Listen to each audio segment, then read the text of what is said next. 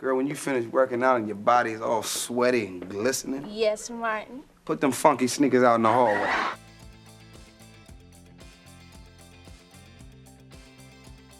Number 20, Boy Meets World. You know, you're not doing your body any favors loading up on junk like that. Oh, thanks, Mr. Feeney. And please enjoy that high-vitamin astronaut drink you're sucking down. In September of 1993, a little show called Boy Meets World premiered, starring the likes of Ben Savage and Danielle Fishel. It began a 7-season run, giving us one of the best sitcoms of the decade in the process. The show became a staple of ABC's TGIF lineup. And we're not exaggerating when we say that for many 90s kids, it was considered must-see TV. The sweet coming-of-age sitcom caught the eye of teens, which was positively reflected in the ratings. And, of course, it always managed to provide us with laughs, life lessons, and plenty of very special episodes. Not children anymore. When did that happen? I don't know. Today, I think. You guys want to, get ice cream or something? Number 19, Spin City. Everyone remembers Michael J. Fox on Family Ties in the 80s, but lest we forget about his run in the 90s on Spin City. Hi. Am I interrupting something? Oh, no, I'm just finishing a staff meeting. I'll just be 1 minute. Thank you.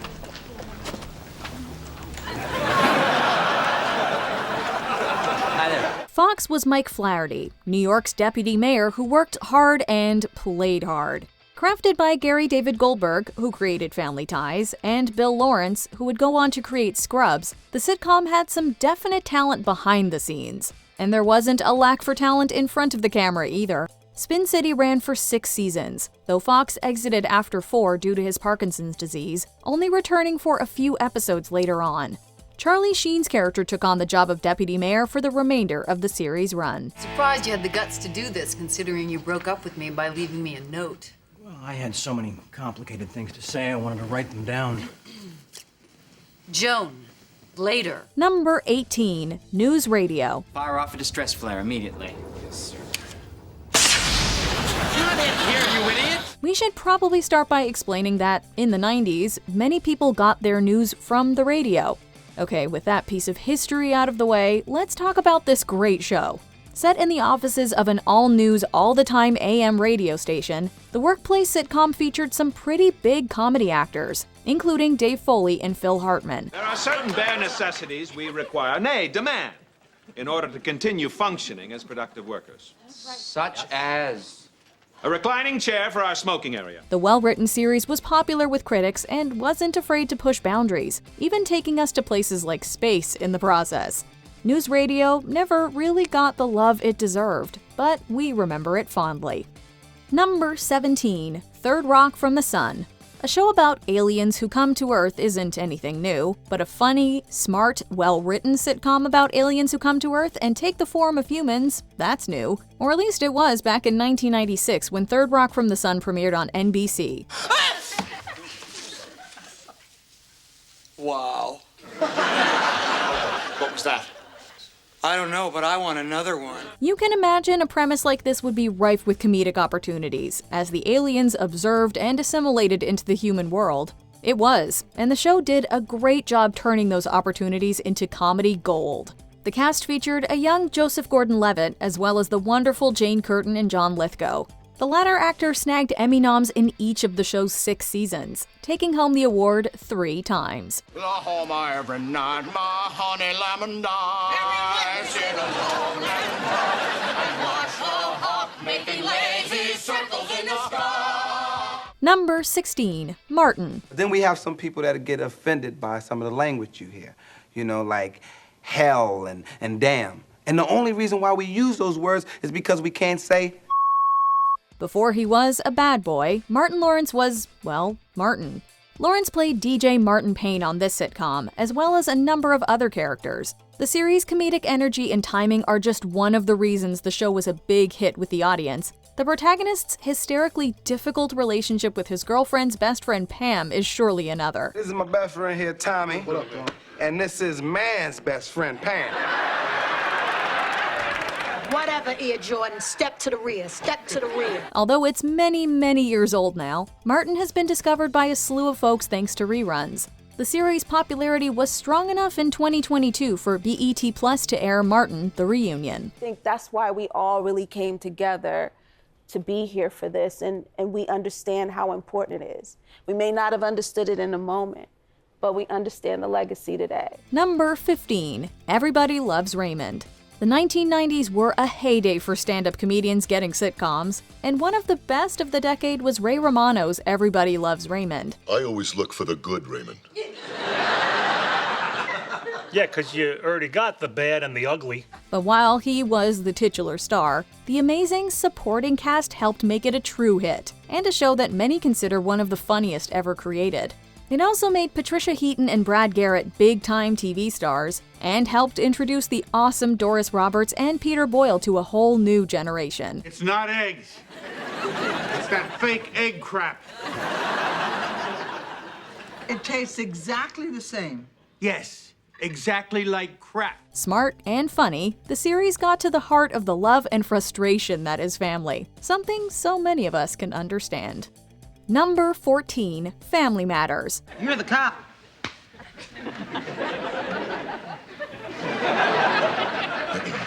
Are Tony's parents gonna be there? Of course. Beer? No. Girls? No. How late? 2. Bingo! Book 'em, Dano! Another member of the TGIF family, Family Matters debuted in 1989 as a spin-off of ABC's Perfect Strangers.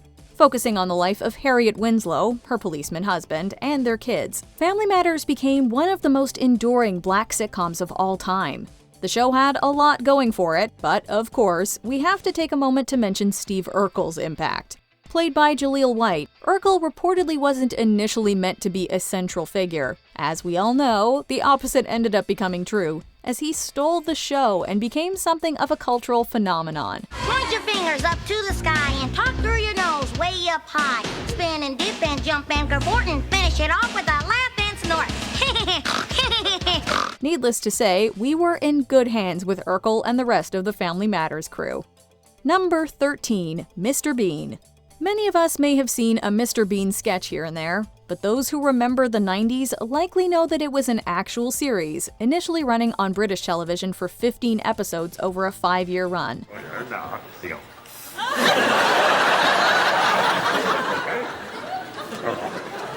With minimal words actually being spoken, the show hinges almost entirely on Rowan Atkinson's masterful physical comedy talents, both subtle and not. And talk about widespread appeal. Besides the acclaim and love it received in the UK, Mr. Bean has since been broadcast in a slew of different places around the world.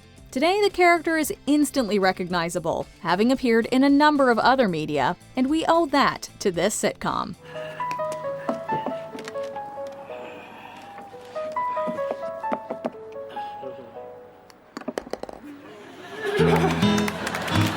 Number 12, Saved by the Bell. I'm sorry about all the fighting, all right?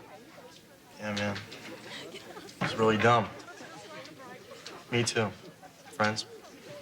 Friends. Although the first and last episodes aired in primetime, Saved by the Bell was, as most of us remember, a staple of our early 90s Saturday morning viewing. Not only did the Bayside crew make us laugh, but we learned a lot as well. After all, when it comes to very special type episodes, one of the first sitcoms that comes to mind has got to be this one. Hey, Jesse, these are a lot stronger than coffee. It says right here they may be habit-forming. They're harmless. They sell them over the counter. That doesn't make them safe. You shouldn't be taking these. From substance use to women's rights to environmentalism, the series sure didn't shy away from getting serious. And although it ended in 1993, the rest of the decade was thankfully filled with spin-offs dubbed Saved by the Bell: The College Years and Saved by the Bell: The New Class. Number 11, Living Single. Be right down.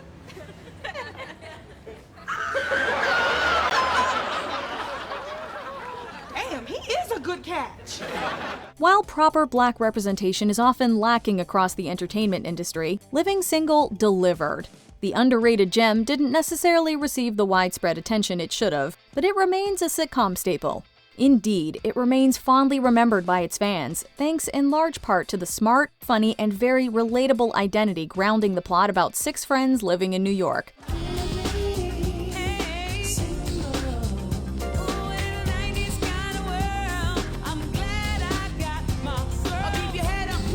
If If that description sounds somewhat familiar and reminds you of Friends, you're not alone. Many have even claimed that the latter sitcom, which premiered a year later, was a living single ripoff. Number 10, Home Improvement. That's Tim Taylor, care of Tool Time. P.O. Box 3273. Al? Does the words job search mean anything to you at all? While he's still well known, the 1990s arguably marked the peak of Tim Allen's popularity. From The Santa Claus to Toy Story, the actor was practically everywhere throughout the decade. And it all happened thanks in large part to the small screen, more specifically, Home Improvement. The sitcom took Allen's brand of tool-loving stand-up and gave it, as he loved to do, more power. You know, men, we want a job done right and we want it done quick. What do we need? Laughs, heartfelt moments, and Pamela Anderson all helped make this show a success. Indeed, it consistently performed well in the ratings, which is no small feat, and that says it all. And here it is, here's a song about tool time. Here's a song, here is the tool time song. And here's a tool time gong. Number 9, Murphy Brown. And if I make you happy, I don't need to do more. 'Cause you make me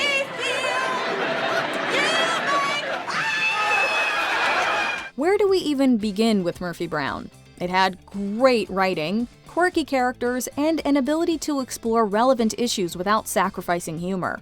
We'd also be remiss not to take a second to shout out the title character herself, who cemented her legacy as one of the best sitcom characters around. All of this was anchored wonderfully by the talented Candice Bergen. Whether by choice or circumstance, families come in all shapes and sizes, and ultimately, what really defines a family is commitment, caring, and love. The show was nominated for Outstanding Comedy Series at the Emmys 5 times throughout its run, taking home that specific award on 2 occasions. Though the 2018 revival was short-lived, we'll always have a place in our hearts for Murphy Brown. Number 8, Married with Children. This! It's a steak, baby. Doesn't it look good?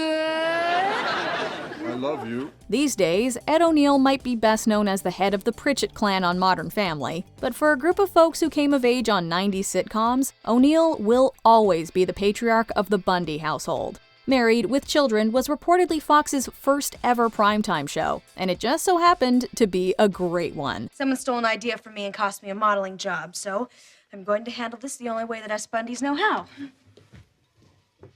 With swift and blinding violence. The comedy was crass, over the top, and at times controversial.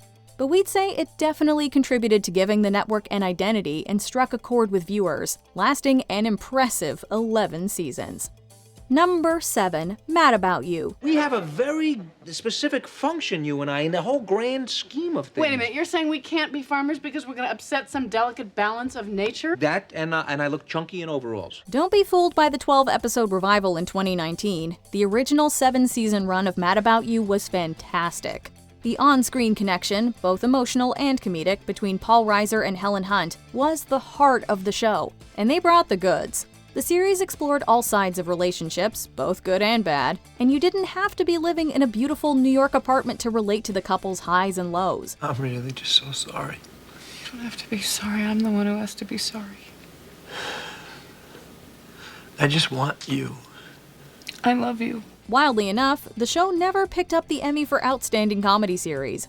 Although it was nominated many times, Helen Hunt did snag a few well-deserved Emmys for her work on the show, though. Number 6, The Nanny. She was working in a bridal shop when she got broken up with. She then started going around selling makeup and ended up at a residence belonging to a producer who brought her on as his family's nanny. It sounds like the setup to a sitcom, and that's exactly what it is. Come on, Gracie. Let's leave Father alone to hire someone else to take care of his problem children. Oh, you're a bitter little person, aren't you? Oh, we're gonna get along fine. The Nanny was a fish-out-of-water tale that plopped the bold and sociable Jewish-American fish Fran Fine into the wealthy and conservative waters of Maxwell Sheffield's New York. The situations were definitely ripe for comedy, and Fran's sass gave the humor a little bite as well. And who could forget that iconic voice? I like it. I wonder how long it's gonna last. Number 5. Roseanne. I told her to be home by supper. You let her go? She's grounded, Dan. She is? Yeah. Well, I guess I've been naughty.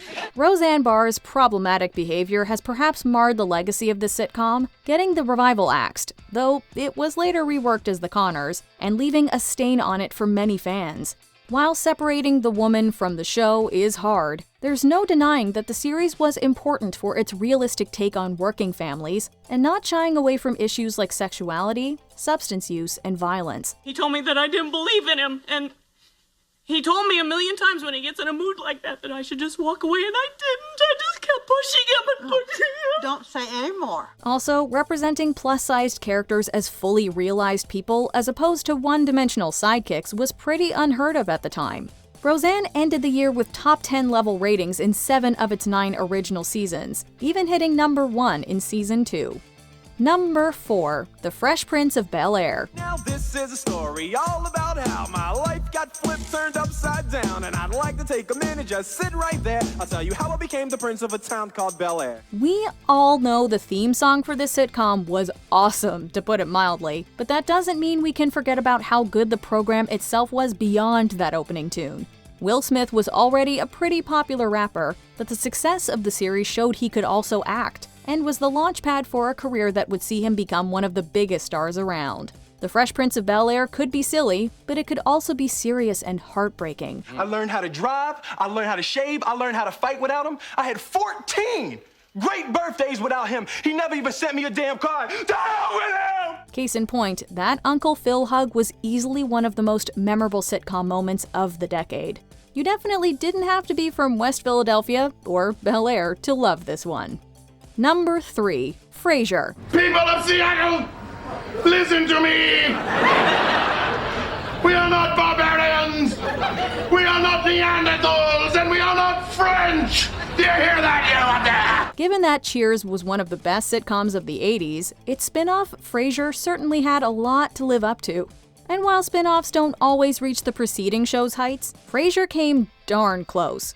Some might even argue that Dr. Crane's 11 seasons in Seattle were better than all those years he spent going to a bar in Boston. Lucky it didn't set off the sprinkler system. Yes, fortunately, we have a built-in safety delay for just this sort of thing. Gives you 15 seconds before the sprinklers kick in. The insightful material and top-notch acting earned the series 5 straight Emmys for Outstanding Comedy Series. Not to mention the fact that in 2000, the British Film Institute identified it as, quote, the top overseas program. Number 2. Seinfeld. Well, I just got back from swimming in the pool, and the water was cold. You mean shrinkage? Yes!